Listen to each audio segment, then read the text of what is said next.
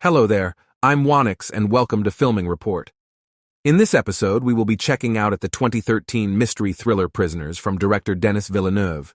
We recently covered another of his movies on the series 2016 Arrival, which is a film with a genuinely intricate closure that should have been unloaded fairly. Once more, however, with detainees, we wind up peering down the barrel of a genuinely clear finale. Thus, as can some of the time be the situation with this series, it's to a greater extent a conversation rather than an enlightening clarification. On the off chance that you haven't seen Detainees, I enthusiastically suggest it. It's one of the most mind-blowing movies of the 10 years and is more than worth your time.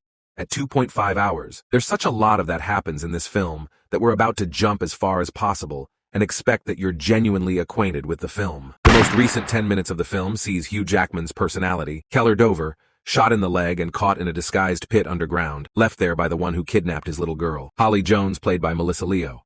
Holly and her better half started kidnapping youngsters when their own child passed on, considering it to be their conflict against God to retaliate for him. The primary kid that they seized was Alex, played by Paul Dano, a slow-witted young fellow who has grown up now as Holly's own child. All through the film, he turns into the superb suspect in the snatching case. Analyst Loki, played amazingly by Jake Gyllenhaal, understands that Holly is the ruffian and defies her. Do not move and show me your hands. Make sure they cremate me. It sure as hell don't want me to be buried in some box. Both hands! Right now! Right now!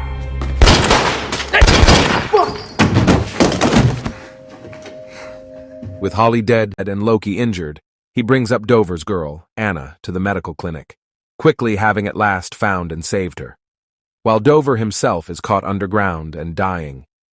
Dover's vanishing is certainly not a quick reason for mortal concern, nonetheless, as he is at present on the run from the police. It's accepted that he has escaped, not that he is caught or in any peril. In the wake of recuperating from the salvage, Loki gets back to the location of the crimes, the Jones house, where the criminology groups are still at present working. This is where the film arrives at its equivocal end.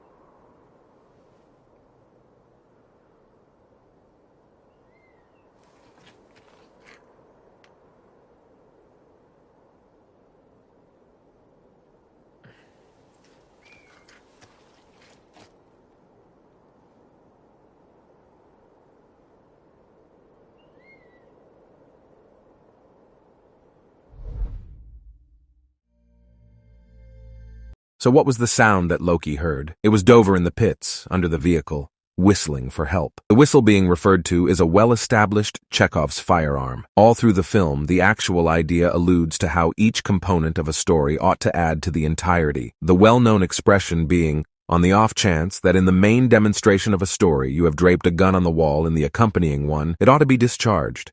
In the initial 10 minutes of the film, the main demonstration, Anna inquires as to whether she can return to their home, alongside her companion Bliss, who additionally turns out to be captured with the goal that she can search for her salvage. Can I take Joy to our house? Why? My red whistle. She's gonna help me look for it. Oh, my sweetheart, I think that red whistle is long gone. What whistle? The emergency whistle Daddy gave me. I lost it. Also, it takes until the finish of the third demonstration, approximately 2 hours after the fact, for us to arrive at the result to that arrangement in fact. While Dover is scrambling around in the pit, he tracks down his girl's red whistle. At the point when Holly initial powers Dover into the pit, she remarks that he could most recent 24 hours in her expectation sufficiently long to in any case be alive when she dumps his girl's body in there with him. Really inauspicious. So we can expect that when Loki gets back to the house, that about 24 hours have passed. We can likewise expect that Dover has presumably taken a stab at whistling for help on and off from that point forward.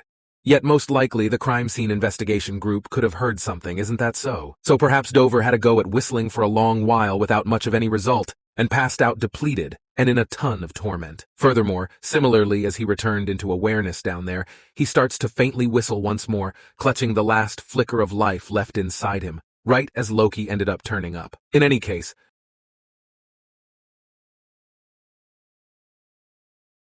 he sees that she has a red whistle around her neck. He remarks on this to her You mom. found her whistle. No. She keeps insisting that Joey helped her find it on Thanksgiving before they were taken. But I think she's just confused. I got her a new one. So she thinks her girl was mixed up and gotten her another whistle. However, Anna needed to have been coming clean, that she found her whistle as it was practically hanging tight in that pit for her dad to get it. There's been a fair piece of examination on this film, zeroing in on the idea that a ton of the characters are, truth be told, quote-unquote, detainees in some shape or structure, in a real sense on account of some figuratively for other people, outer and interior penitentiaries that these characters regard themselves as in. Alex Jones, for instance, is basically his very own detainee mind, which isn't sufficiently grown to tell anybody that he isn't Holly's child and that he was accepted by her as a youngster. Loki is a detainee of the case, a concentrate in complete fixation, which is depicted decently obtusely in certain minutes. Furthermore, toward the end, somewhat more unpretentiously, right now, the case is shut. The snatching is settled. The youngsters are back home. He's as yet not fulfilled. Dover is the last detail to Loki. It's as yet incomplete. He can liberate himself by leaving no stone left unturned or, for Dover's situation, a load up under a vehicle over a secret pit. With respect to Dover himself, eventually he winds up in a real sense detained inside the pit. In any case, it nearly feels like the film gets this in a position to be what he merits. Dover, a strongly strict man, does what any parent would do when their youngster is seized. He doesn't take it well indeed. However, past that, he is terribly disappointed with the assistance of the police, and he assumes control over issues, hijacking Alex and mercilessly tormenting him with extremely hot water. You've most likely heard the expression, "I would successfully safeguard my youngsters often previously," and it makes sense that a parent would be so headed to any outrageous to do as such. In any case, Dover goes past the brink, and his potential last resting place is by all accounts a discipline for his wrongdoings. Holly was working under her ideal of pursuing a conflict against God. Furthermore, here is our profoundly strict principal character, languishing over his transgressions. The whistle, significant of his little girl, seems to be something of an image of expectation and salvation for Dover, a token from his girl, an unadulterated light in his life that wound up driving him into obscurity, connecting with assistance him in his snapshot of need. There's a great deal to dive into with religion in the film, and surprisingly, Loki's remaining as all through the film, you can see him with mysterious images as his tattoos, and furthermore a ring that he wears. It merits investigating, and many numerous recordings could be made plunging further into this film with its decision. However, we need to expect that Loki finds Dover right. It wouldn't be an especially blissful closure, as Dover would presumably need to recognize the cold, hard reality, be captured and serve his time for what he has been headed to do. The last lingering shot of the film sees Loki looking in the direction of the pit. He hears the whistle. There's really no doubt he finds Dover. It's Loki. We've seen his determination throughout the entire film. Removing the actual physical act of seeing it does add a touch of ambiguity. We've actually seen this before in less obvious ways. Earlier in the film, moments where Villeneuve robs us of literal payoffs to certain moments. For example, when Loki rushes Anna to the hospital running through the doors, the scene fades to black. We never see the emotional reunion between Anna and her mother or Anna being treated in the hospital. We know it happens, but we don't necessarily need to be shown it either. By already establishing this storytelling device of withholding certain payoffs actually shown on screen, the ending is perfectly crafted to serve this device. However, there was more of an ending shot for prisoners.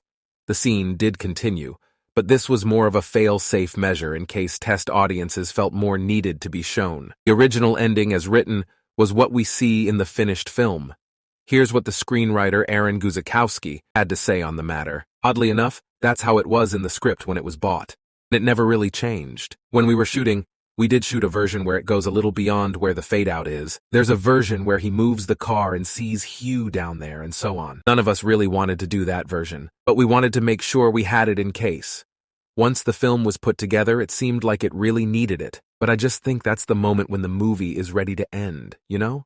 He's going to be taken out of the hole. I like it much better being ambiguous, even though you assume that's probably what's going to happen. I like that there's a small chance that he's not going to get him out of there, for whatever reason. The screenwriter also commented on Dover's fate, after being rescued from the pit beyond the final shot of the movie. I think, unfortunately, he would go to prison. The final irony, his father was a prison guard, and the whole movie is metaphors of people's internal prisons and external prisons. I believe that's what would end up happening to him, that he would go to prison for some time.